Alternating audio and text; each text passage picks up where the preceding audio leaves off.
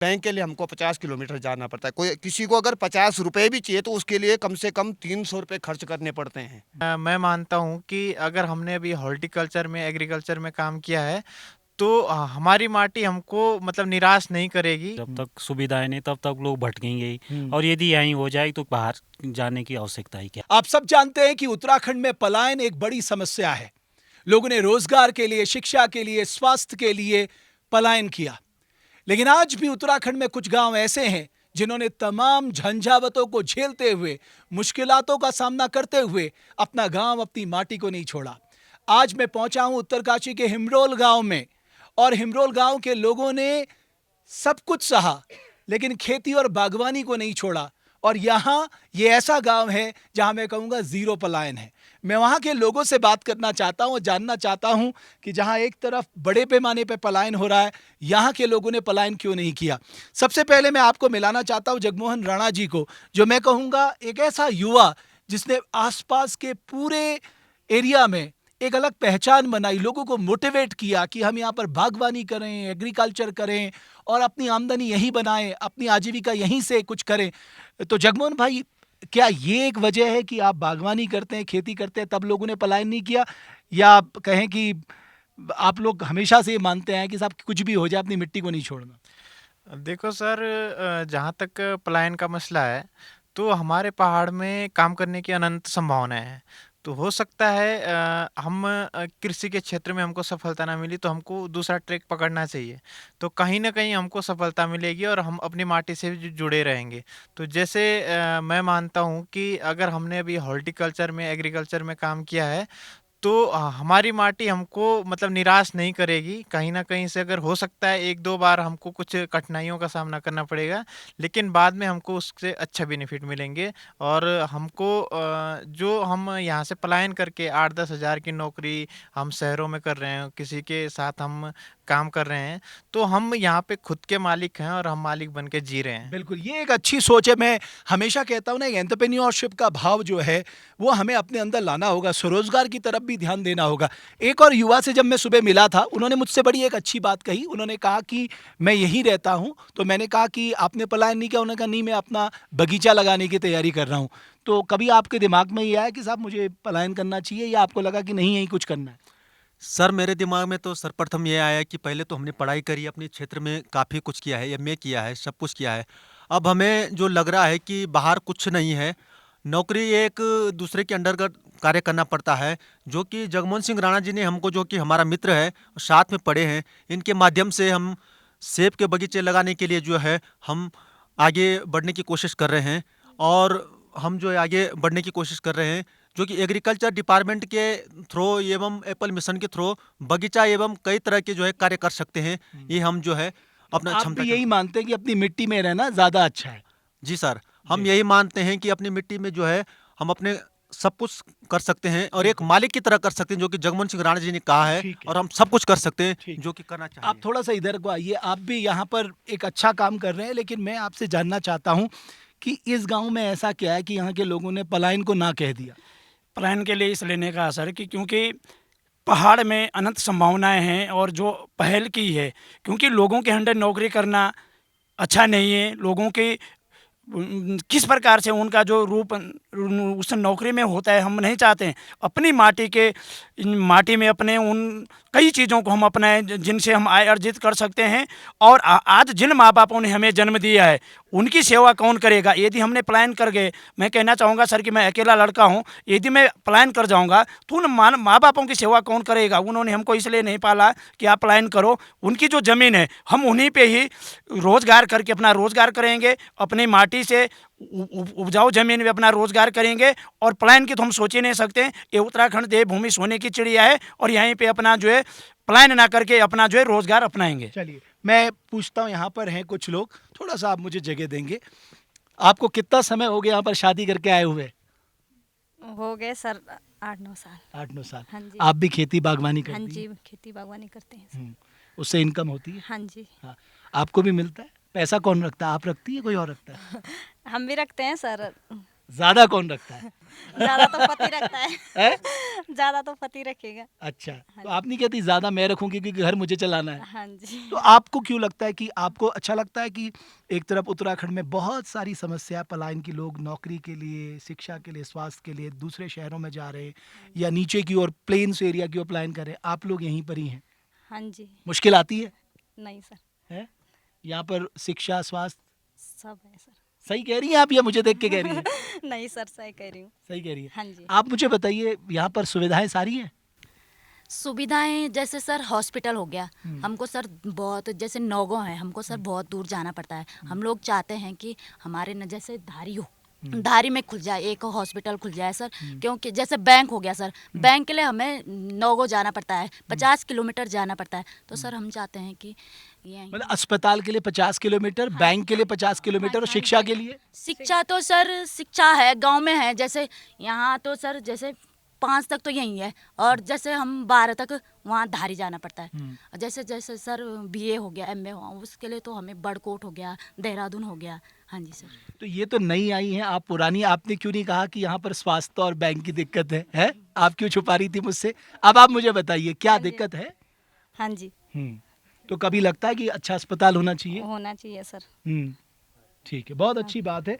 और भी मेरे साथ है, मैं यहाँ पर आता हूँ। आप मुझे बताइए, आपका तो लंबा वक्त गुजर गया यहाँ पर है, हिमरोल अब बिल्कुल अंतरात्मा में बस गया है, हैं? अब तो छोड़ के ही जाएंगे यहाँ, वैसे तो नहीं जाएंगे, अब छोड़ के मतलब जब जीवन छोड़ के जाएंगे। बिल्कुल वो अलग बात है। जी जी जी। हाँ। अब हम लोग छोड़ के तो नहीं जा सकते हैं। नहीं, क्यों? कभी आपके मन में ख्याल आता है कि अब मुझे इतनी मुश्किलात हैं, इतने चैलेंजेस है, शिक्षा का, स्वास्थ्य का, खेती का, बागवानी का, मुझे भी बाहर जाना चाहिए? आता है कभी दिमाग में? चैलेंज तो होते ही हैं जी, पहले से भी रहे हैं। अब मेरे ख्याल से अब और ज़्यादा बढ़ने के जो चांसेज हैं। सबसे ज़्यादा चैलेंज तो हमारे लिए मौसम की मार है जी। ये जो मौसम, अगर मौसम हमारा थोड़ा बहुत साथ दे देता है, फिर हम लोग जो है कवर कर सकते हैं अपनी ज़मीन से, अपने मेहनत से, अपने ज़मीन से कवर कर सकते हैं। दूसरा में हम सरकार से भी चाहते हैं, वो लोग भी जो हमारी असिंचित भूमि है, उनको भी इस बारे में कुछ सोचना चाहिए।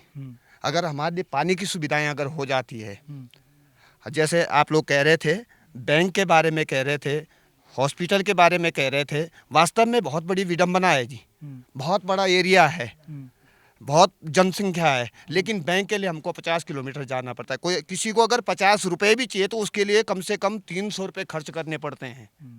ये बड़ी बात, ये बहुत बड़ी बात है जी। अच्छा, रही स्वास्थ्य की बात, तो अगर किसी को दुख दर्द होता है तो चलो ये सड़कें तो है, लेकिन कई पीरियड ऐसे होते हैं कि लोग जो है आधे रास्ते में जो है प्राण छोड़ देते हैं, इतना दूर, इतना लंबा सफर जो तय करते करते। और फिर भी नौगांव में भी कोई अच्छी सड़क तो सुविधा- अच्छी है आपकी ना? तो ठीक है जी, सड़क बहुत अच्छी लगी सड़क मुझे। ठीक है जी। ठीक है। ठीक। मैं और उनसे उनके अनुभव पूछता हूँ। आप मुझे बताइए, तो आपकी मुख्य क्या है? खेती करते हैं, क्या करते हैं आप? जी सर, हम तो क्या करें, पहले से तो इधर उधर भटके, कुछ अपना ऐसा तो कुछ निकला नहीं कि कैसे हमारा जो थोड़ा वो बने। लास्ट में हमने यही सोचा कि अपने ही खेती में करें तो शायद कुछ न कुछ निकलेगा। तो हमने खेती करने शुरू किया, फिर हम यही बागवानी के उसमें पड़े। फिर जब इनसे सीखा, कि इनसे पूछा कि इन चीज़ों में चलो, तो हमने वही लगाना शुरू तो किया। आपके बच्चे क्या करते हैं? बच्चे पढ़ रहे हैं सर, पढ़ाई कर रहे हैं। पढ़ाई कर रहे हैं। तो आप क्या चाहते हैं, बच्चे यहाँ रहें, यहाँ से जाए? आपका मन में क्या आता है? न सर, बच्चे पढ़ाई करके अपने थाती माटी को रहे, और ये कि जैसे कि हम बागवानी के इसमें पढ़ रहे हैं, हम बच्चे भी वही शिक्षा ग्रहण करें, क्योंकि जैसे बागवान हम चला रहे, वो हमसे ज़्यादा ये करें। सर, यही कहना चाहूँगा। बिल्कुल। और मैं आपको बताऊं, मैं जिस आंगन में आज बैठा हुआ हूं, इस आंगन को भी मैं आपको दिखाऊं। ये पटाल देखिए आप, हमारे यहाँ के आंगन जो थे ना, ये पटाल था, पहले से इसे गोबर मिट्टी से लीपा जाता था। यानी जो हमारा प्राचीन जीवन रहा है वो बड़ा अद्भुत रहा है साहब। अब इस तरह के घर बनाए गए जो गर्मियों में गर्म नहीं होते थे, ठंडे में ठंडी नहीं लगती थी, क्योंकि नीचे आपके मवेशी रहते थे, उनकी वजह से टेम्परेचर ऊपर का मेंटेन रहता था। बहुत सारी आप विज्ञान, इसको ये पूरी तरह से वैज्ञानिक कॉन्सेप्ट है, एक साइंटिफिक कॉन्सेप्ट है कि लोग जिस तरह से अपना घर बनाते थे। आज ज़रूर सीमेंट के घर बन गए, लेकिन आज भी अगर आप इन घरों को देखेंगे, ये आज भी मैं कहूँगा हमारी धरोहर है। एक टीचर हमारे साथ हैं जो टीचिंग करते हैं, लेकिन मैं उनसे जानना चाहता हूँ कि जब बात एजुकेशन, हेल्थ की आती है और अभी बैंकिंग की बात आई या रोज़गार की बात आई, उसके बावजूद लोग यहाँ पर टिके हुए हैं, क्या इसका कारण आपको लगता है? सर, सबसे पहले बात तो ये है कि जब उत्तराखंड आंदोलन जब हुआ था, तो हमारे जो उसमें शहीद हुए, उनका सपना भी यही था कि उत्तराखंड का जो पलायन है उसको रोकने का था, कि मतलब उत्तराखंड का जो जवानी और उत्तराखंड का जो पानी है, यानी पहाड़ का पानी और पहाड़ की जवानी पहाड़ के काम आए। तो यही सपना था हमारे जो शहीदों का। और आज हमारा भी खास करके आज, जबकि एक सुबह मैं एक समाचार पढ़ रहा था कि उत्तरकाशी को जो है कृषि के क्षेत्र में जो है भारत में पहला स्थान मिला, मतलब जो है यहाँ का जो है कृषि का जो विकास है हमारे ज़िले का। तो हमारा भी है, भले हम गवर्नमेंट जॉब करते हैं, मैंने भी जो है काफ़ी कुछ घर पे इन्वेस्टमेंट किया है। 1-2 मैंने ये हमारा बगीचा आपने लगाया? बगीचा लगवाया। हाँ जी। तो हम भी जुड़े हैं, अभी भी खेती बाड़ी से जुड़े हैं, और हमारा जो पूरा जो है इस ज़मीन की जो खुशबू है वो हमारे रग रग में बसी है, और हम भी चाहते हैं कि पहाड़ का विकास हो। इसके लिए बस सिर्फ इस बात का दरख्वास्त है हमारी गवर्नमेंट से कि पहाड़ में जो है एजुकेशन हो जाए, और हेल्थ, जो सबसे बड़ी समस्या है एजुकेशन और हेल्थ की। तो हमारे जो पहाड़ के युवा हैं, जो हमारे शहरों में जाकर के छोटी मोटी नौकरी करते हैं, होटलों में करते हैं, इंडस्ट्री में करते हैं, वो उनको रोका जा सकता है। बिल्कुल, आपने बहुत अच्छी बात कही। तो ये आप भी मानते हैं कि अगर यहाँ थोड़ी बहुत सुविधाएं हो जाएं तो ये गुलजार हो जाएगा पूरा पहाड़? जी जी, वो तो सही बात है सर। जब तक सुविधाएं नहीं तब तक लोग भटकेंगे ही, और यदि यहीं हो जाए तो बाहर जाने की आवश्यकता ही क्या है। जी। एक और नौजवान मेरे साथ है। बेटा तुम आना जरा मेरे पास। क्या करते हो आप? पढ़ाई कर रहा हूँ, इंटर पास हो गया। इंटर पास हो गया। आप क्या सोचा है? सर सोचा तो कुछ नहीं। अरे कुछ क्यों नहीं सोचा? आगे कैसे चलेगा, जीवन कैसे चलेगा, कुछ तो दिमाग में रहता होगा। जी सर। क्या यहाँ रहूंगा या बाहर जाऊंगा? नहीं सर, यहीं रहूँगा सर। यहीं रहूंगा। यहाँ क्या करोगे? अभी तो सर पढ़ाई करूँगा फिलहाल, तो उसके बाद अब खेती खाती है। लेकिन बाहर नहीं जाऊंगा, यहीं रहूंगा, जी हैं? तो मैं आपको एक अलग तस्वीर भी दिखाना चाहता था। एक तरफ हम कहते हैं ना पहाड़ से बहुत बेतहाशा पलायन हो रहा है, उसकी वजह है मैंने आपको बताया कि बहुत दुश्वारियां, बहुत मुश्किलात हैं।